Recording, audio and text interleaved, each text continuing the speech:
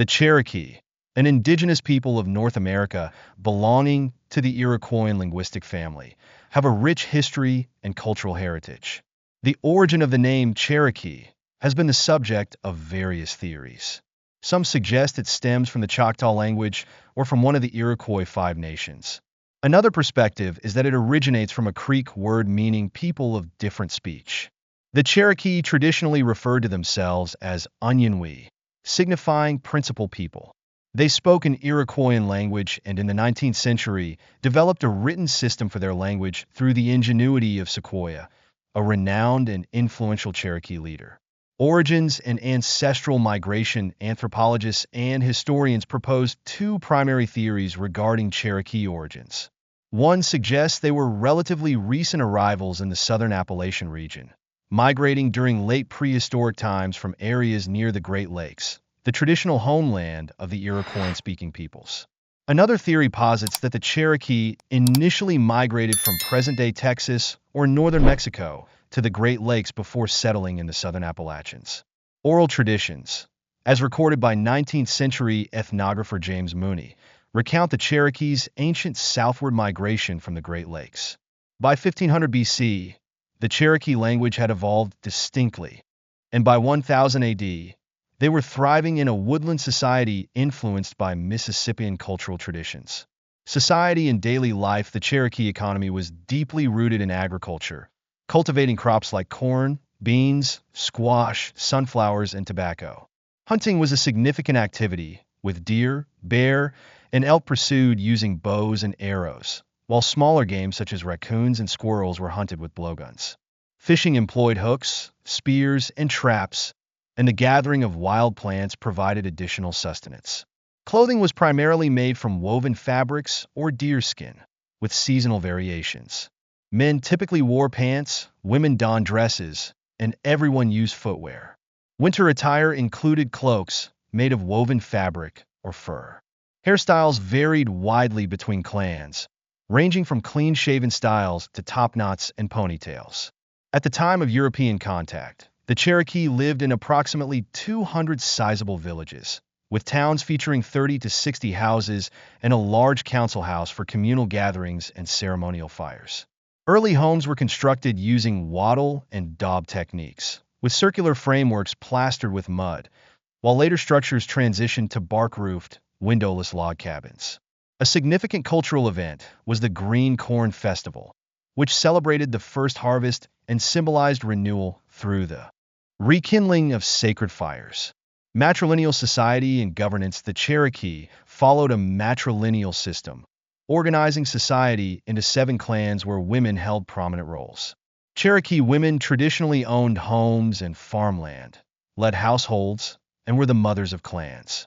Revered as life-givers and nurturers, they played integral roles in both family and community life, often serving as leaders.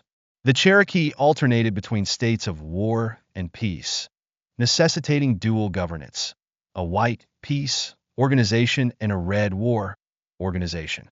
Each town had 2 chief leaders, one for peacetime and another for wartime. Women also held influential positions in war councils, advising male leaders and overseeing the treatment of prisoners. Slavery in Cherokee society. Before European contact, the Cherokee practiced slavery, primarily capturing and enslaving enemies during intertribal conflicts. Slavery was considered a temporary condition, with captives often adopted into the tribe over time. During the colonial era, Cherokee people were enslaved and sold to European settlers, while the Cherokee themselves began adopting European customs, including owning enslaved African Americans. When forcibly relocated during the Trail of Tears, they brought their enslaved workers to Indian Territory, where slavery persisted. European contact. The first documented European contact occurred in 1540 when Spanish explorer Hernando de Soto and his expedition encountered the Cherokee along the Tennessee River. Although de Soto's interaction with the Cherokee was brief, his approach to other indigenous groups was often hostile, leaving a legacy of tension and disruption. This intricate history reflects the resilience and adaptability of the Cherokee people, whose cultural identity continues to endure despite centuries of challenges. Although the Juan Pardo expedition revisited the region in 1566, and the Spanish maintained a fort alongside a modest mining and smelting operation until 1690, the Cherokees' remote location in the interior mountains shielded them from extensive European contact until after the establishment of Virginia in 1609. By 1629, English traders had ventured westward into the Appalachian region, initiating contact with the Cherokee.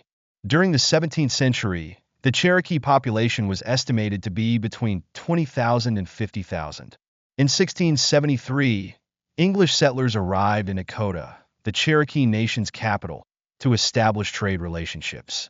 Goods such as brass kettles, textiles, scissors, knives, firearms, ammunition, metal tools, and decorative trinkets were exchanged for Cherokee deerskins, beeswax, river cane baskets, and enslaved native individuals. This burgeoning trade introduced significant shifts within Cherokee society. Leadership transitioned from medicine men to warriors, who increasingly hunted for profit. Cherokee interactions with neighboring tribes and European powers were often fraught with tension. For instance, in 1673, the Cherokee raided Spanish settlements in Florida and clashed with coastal tribes in the Carolinas. Trade competition and European involvement exacerbated existing rivalries, destabilizing the region. By 1680, most tribes had acquired firearms, leading the Cherokee to fortify their larger villages. Persistent conflicts with the Catawba tribe flared in the east, while tensions with the Creek and Choctaw tribes grew in the south. To the west, traditional hostilities with the Chickasaw, allies of the British, persisted, and in the north, the Beaver Wars erupted due to competition in the fur trade among the French, Dutch, and English. In 1730, the Cherokee formally allied with the English, pledging allegiance to King George II and agreeing to trade exclusively with the British. These alliances were part of broader European efforts to secure native allies in their geopolitical struggles, particularly against the French. However, devastating smallpox epidemics introduced by Europeans decimated the Cherokee population, reducing their numbers by half during the 18th century. Despite these challenges, by this time, the Cherokee had firmly established their territory in the Appalachian region, spanning parts of present-day North Carolina, South Carolina, Tennessee, Kentucky, Alabama, and Georgia. Between 1721 and 1777, the Cherokee ceded substantial portions of their territory through a series of 10 treaties with Great Britain, significantly reducing their landholdings. After American independence, Native American relations became a key national concern. Influential figures like Henry Knox, Secretary of War, and President George Washington spearheaded policies aimed at assimilating Native Americans into European American society. Washington believed assimilation, transforming Native Americans into farmers, abandoning hunting and nomadic practices, adopting European-style clothing and family structures, learning English, and converting to Christianity, would pave the way for peace. Missionaries played a central role in these efforts, teaching literacy, arithmetic, etiquette, and household management while discouraging indigenous cultural practices. Despite these pressures, the Cherokee selectively adopted aspects of European culture they deemed beneficial, resisting others.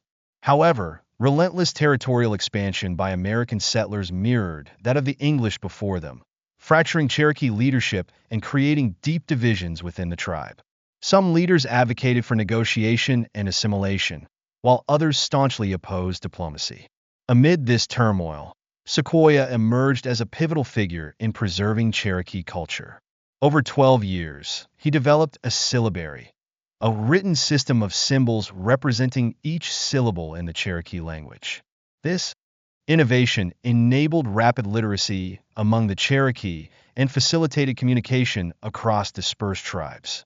By the early 19th century, the Cherokee had faced continual land losses, prompting many to relocate westward to temporarily protected territories. By the close of the 18th century, the Cherokee east of the Mississippi had established a centralized government, moving beyond clan-based governance to unify their efforts against mounting external pressures. Around 1817, approximately one-third of the Cherokee people relocated to Indian Territory west of the Mississippi River. This move was facilitated by a treaty with the United States, where the Cherokee exchanged their southeastern lands for territory in what is now Arkansas. In 1828, Sequoyah accompanied a delegation of West Cherokees to Washington, D.C., to negotiate a new treaty that traded their Arkansas land for territory in present-day Oklahoma, known as Indian Territory. These early migrants, referred to as Old Settlers, were the first among the Cherokee to settle in the West. The Cherokee endeavored to demonstrate their assimilation into American society. They established New Echota as their modern capital, adopted a written constitution, and founded the first Native American newspaper. However, these efforts did little to alleviate the growing pressure for them to cede their ancestral lands. The discovery of gold on Cherokee land only intensified the conflict. In 1830, President Andrew Jackson persuaded Congress to pass the Indian Removal Act, mandating the relocation of all eastern native tribes to lands west of the Mississippi. While 4 of the 5 civilized tribes, the Chickasaw, Choctaw, Creek, and Seminole, agreed to removal treaties by 1832, the Cherokee resisted. Under the leadership of Chief John Ross, the Cherokee fought their case in the Supreme Court, with the pivotal Cherokee Nation versus Georgia case drawing support from several American lawyers. Despite legal battles, settlers continued to encroach on Cherokee territory, often in violation of the law. By 1834, much of the Cherokee land in Georgia was distributed through a land lottery. Opposition within the tribe arose when a small faction, later known as the Treaty Party, negotiated the Treaty of New Echota. This controversial agreement ceded remaining Cherokee lands in exchange for $5 million, supplies for the westward journey, and 1 year of federal support. Although Chief Ross and the majority of the tribe opposed the treaty, the U.S. Senate ratified it, and President Jackson signed it into law, setting May 1838 as the deadline for relocation. The Trail of Tears. When the deadline passed, the forced removal of approximately 16,000 Cherokee began. Some hid in the mountains, but most were rounded up and transported by flatboats, trains, or on foot to Indian Territory in Oklahoma. Conditions during the journey were harrowing. Overcrowded boats nearly capsized, and thousands perished from disease, exposure, and exhaustion. It is estimated that over 4,000 Cherokee died on this devastating journey, now remembered as the Trail of Tears.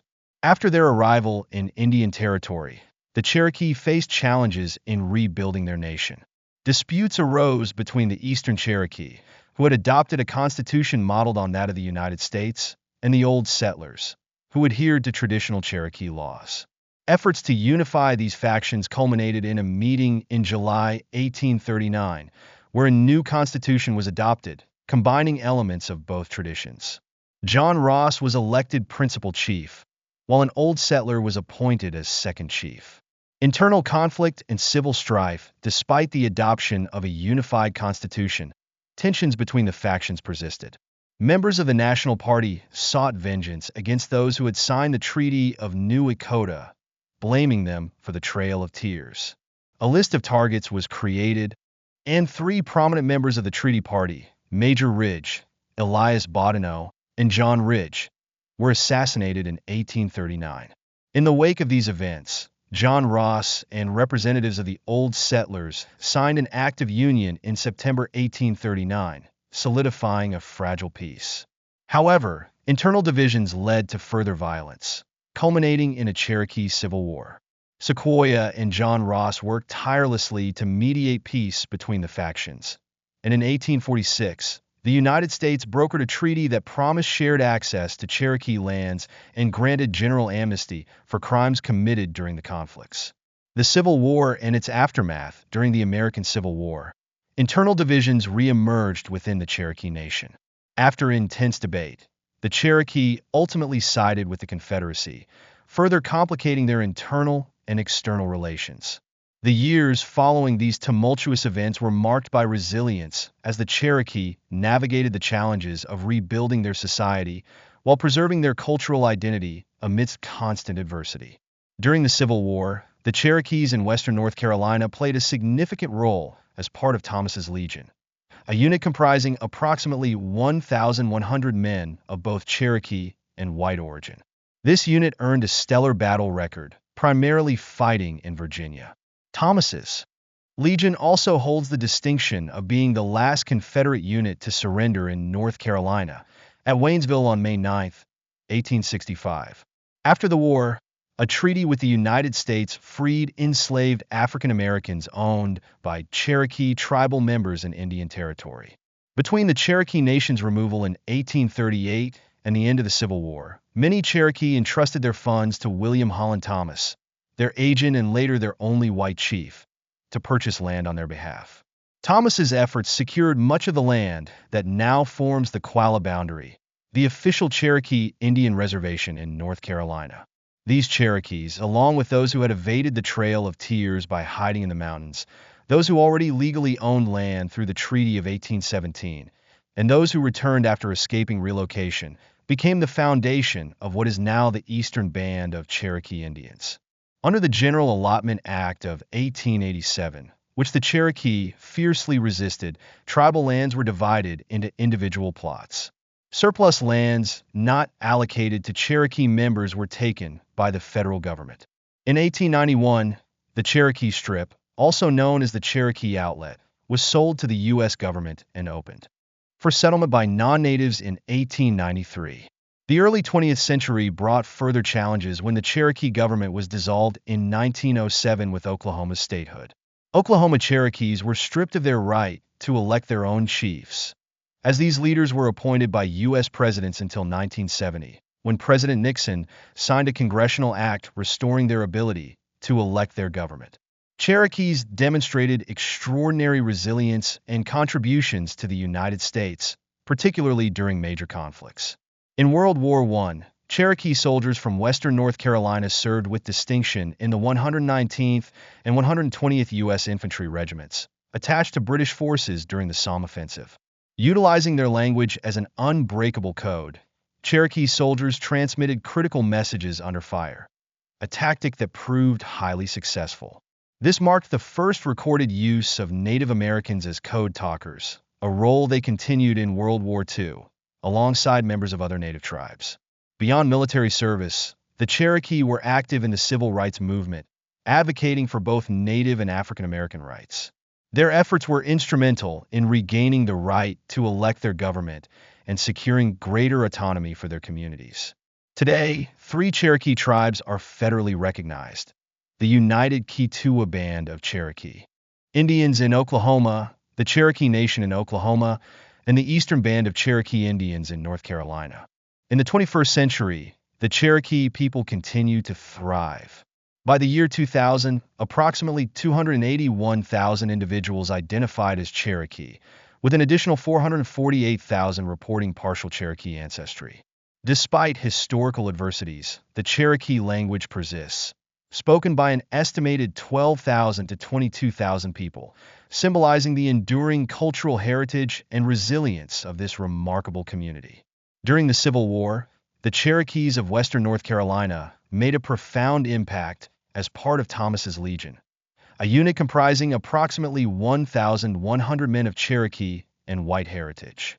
This unit garnered an exceptional battle record, primarily in Virginia, and holds the distinction of being the last Confederate unit in North Carolina to surrender at Waynesville on May 9, 1865. Following the war, a treaty with the United States emancipated enslaved African Americans held by Cherokee tribal members in Indian Territory. Between the Cherokee Nation's removal in 1838 and the conclusion of the Civil War, many Cherokee entrusted their finances to William Holland Thomas, their agent and later the only white chief in Cherokee history, to purchase land on their behalf. Thomas's acquisitions formed much of what is now the Qualla boundary, the official Cherokee Indian reservation in North Carolina. This land became a sanctuary for Cherokee who had eluded the Trail of Tears by hiding in the mountains, those who legally owned land through the Treaty of 1817, and those who managed to return after escaping forced relocation. Together, they laid the foundation for what would become the Eastern Band of Cherokee Indians. Despite fierce resistance, the Cherokee faced further challenges under the General Allotment Act of 1887, which divided communal tribal lands into individual allotments. Surplus land, not distributed to Cherokee members, was seized by the federal government. In 1891, the Cherokee Strip, or Cherokee Outlet, was sold to the United States and opened for non-native settlement in 1893. With Oklahoma's statehood in 1907, the Cherokee government was dissolved, and Oklahoma Cherokee were denied the right to elect their chiefs, who were instead appointed by U.S. presidents. This restriction persisted until 1970, when President Nixon signed a congressional act restoring the tribe's ability to elect their government. The Cherokee demonstrated extraordinary resilience and invaluable contributions, especially during times of war. In World War I, Cherokee soldiers from western North Carolina served with distinction in the 119th and 120th U.S. Infantry Regiments, fighting alongside British forces in the Somme Offensive. Utilizing their language as an unbreakable code, these soldiers delivered critical messages under fire, marking the first recorded use of Native Americans as code talkers, a role they would reprise during World War II alongside members of other Native tribes. Beyond their military service, the Cherokee were instrumental in the civil rights movement, advocating for Native and African American rights. Their persistent efforts led to significant strides in regaining self-governance and securing greater autonomy. Today, 3 Cherokee tribes are federally recognized: the United Keetoowah Band of Cherokee Indians in Oklahoma, the Cherokee Nation in Oklahoma, and the Eastern Band of Cherokee Indians in North Carolina. In modern times, the Cherokee people continue to flourish. By the year 2000, approximately 281,000 individuals identified as Cherokee, with an additional 448,000 reporting partial Cherokee ancestry. Despite enduring centuries of adversity, the Cherokee language remains a living testament to their cultural heritage, spoken today by an estimated 12,000 to 22,000 people. This enduring vitality underscores the resilience and rich legacy of the Cherokee Nation. Thank you for watching the video until the end. Don't forget to hit like, subscribe, and turn on notifications so you won't miss any new videos from us. What do you think about today's topic? Leave your thoughts in the comments below. And if you found the video helpful, feel free to share it with your friends and family. We hope you had a great time. See you in the next video with even more exciting content. Make sure to subscribe so you don't miss out.